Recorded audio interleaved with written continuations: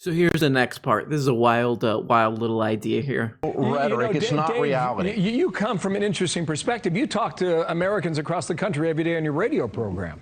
Yeah. What do you believe is the right number or the right answer for the next stimulus check?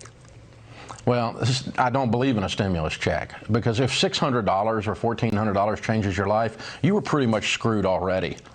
You have a career problem, you have a debt problem, you have a relationship problem, you have a mental health problem, something else is going on if $600 changes your life. So this is the part of this goofball wandering into Chipotle and coughing into people's faces with no masks, like a giant baby that society has to take care of and change the Pampers of, because the problemo here is a lot of people lost their jobs.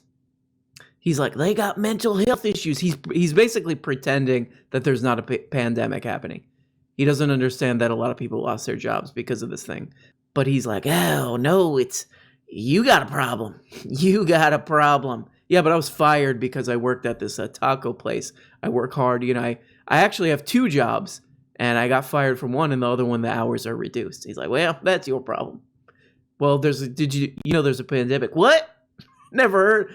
Pandemic? Never heard of her. And by the way, just so that there's a little bit of backing on this is economic consensus at this point. Economists from across the country, at the biggest, most prestigious institutions, they're like, you got to give people payments. You got to give people survival checks, basically. But Dave Ramsay, you know what? I'm sorry. He's an economist. He's an economist, right? So he probably knows better. Oh, wait, what's that? What's that? He's not an economist. He's a failed real estate guy who then decided to give financial advice, even though he failed at real estate. And I can't keep it together for that little bit. And he went bankrupt and then decided to give financial advice to make money. Oh, I thought he was an economist. Okay, never mind. But he is an evangelical Christian, and you know what? I stand corrected, because that is in the Bible. That is in the Bible. Thou shalt not, the richest among us.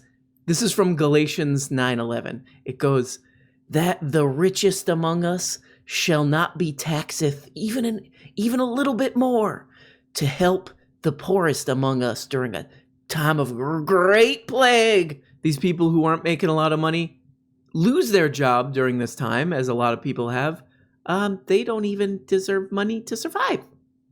And I'm a Christian. Hi, I'm preaching the teachings of Christ, of Jesus Christ, who says, let them starve. Let him start. I think, who said that? Jesus? It was either Jesus or the apostle Jason or whatever said, they'll figure it out. This really is toilets. Dave, why do you hate America? That's what I want to know. You're saying, we can't do this, we can't do that.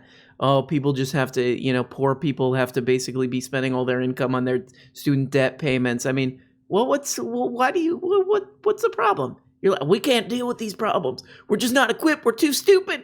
We're too dumb.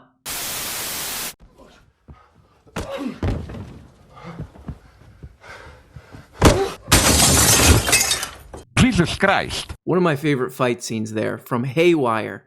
Gina Carano in Haywire. 2011, I think, that movie.